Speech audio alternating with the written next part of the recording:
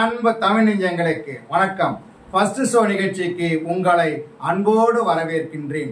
இன்றைய first show நிகழ்ச்சியில தடை அதை உடை திரைப்படத்தின் திரை விமர்சனத்தை தெரிந்து கொள்ள போகிறோம். வாங்க நிகழ்ச்சிக்கு போவோம்.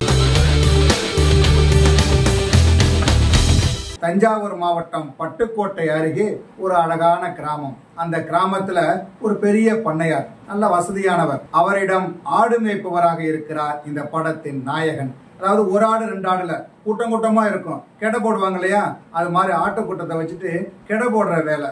அந்த வேலையை அவர் தொடர்ந்து செய்யறாரு. வாங்கிய கடனுக்காக தன்னுடைய மூத்த மகனையும் அந்த வேலையில ஈடுபடுத்துவார்.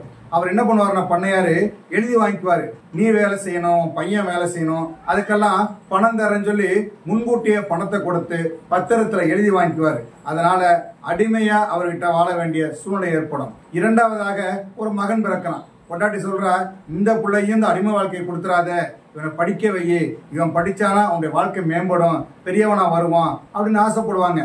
மனைவி இறந்த பிறகு எப்படியாவது சின்ன மகனை படிக்க வைக்கணும் அப்படின்னு ஆசைப்படுறாரு.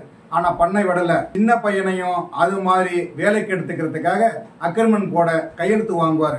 அடிச்சு மிரட்டி கையெழுத்து வாங்குவாரு.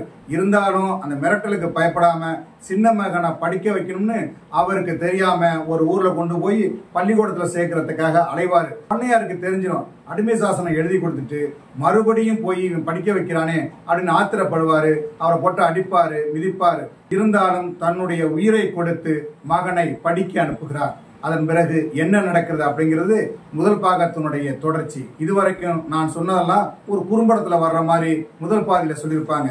அந்த குறும்படத்தை பார்த்த தயாரிப்பாளர் இது எனக்கு பிடிக்கல, நல்லா இல்ல அப்படின்னு சொல்லுவாரு. அதனால இரண்டாவது முயற்சியாக வேறொரு முயற்சியில் ஈடுபடுவாங்க. அது இன்னொரு நிகழ்ச்சியாக இருக்கிறது.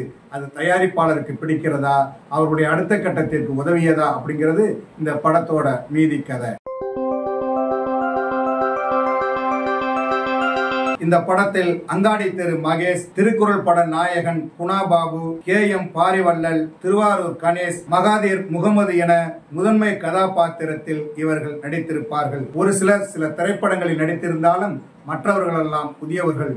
ஆனாலும் புதியவர்கள் என்றே தெரியாத அளவுக்கு அவர்களுடைய நடிப்பு இந்த படத்திற்கு அமைந்திருக்கிறது. நாகராஜ், டெல்டா சரவணன், ஆம்பல் சதீஷ், MK ராதாகிருஷ்ணன், காத்து கருப்பு கலை, பாக்கியம் கௌதமி, சுபாஸ்ரீ, சூரிய பிரதாபன் என மற்ற வேடங்களில் நடித்திருப்பவர்களும் தங்கள் பணியை குறையில்லாமல் செய்திருக்கிறார்கள். இந்த படத்திற்கு தங்கபாண்டியன், சோட்டா மணிகண்டன் இருவரும் ஒளிப்பதிவு செய்திருக்கிறார்கள். பட்டுக்கோட்டை பகுதியிலே சில காட்சிகளையும் தனுஷ்கோடு அருகில் உள்ள பல இடங்களில் சில காட்சிகளையும் எடுத்திருக்கிறார்கள். அந்த அழகியலை திரையில் கொண்டுவதற்கு அவர்களுடைய உழைப்பு பெரிதாக அமைந்திருக்கிறது. படத்தை பார்க்கும்போது அது தெரிகிறது. இந்த படத்திற்கு சாய் சுந்தர் இசையமைத்திருக்கிறார். கதையோடு பயணிக்கின்ற இசை, கதையை மீறாத இசையை தந்து அவரும் கவனிக்க வைக்கிறார். இந்த படத்தின் கதை எழுதி இயக்கி இருக்கிறார் அறிவழகன் முருகேசன். முதல் பாதி ஒரு குறும்படம் என்று சொன்னாலும் அது பெரும்படம் போல இருக்கிறது. இரண்டாவது பாதி சோசியல் மீடியாவில் ஏற்படும் விபரீதங்களை படமாக்கி இருக்கிறார். சோசியல் மீடியாவில் என்னென்னலாம் சொல்லலாம், என்னென்னலாம் சொல்லக்கூடாதுங்கிறத நல்ல கருத்தோட சொல்லியிருக்கிறாரு.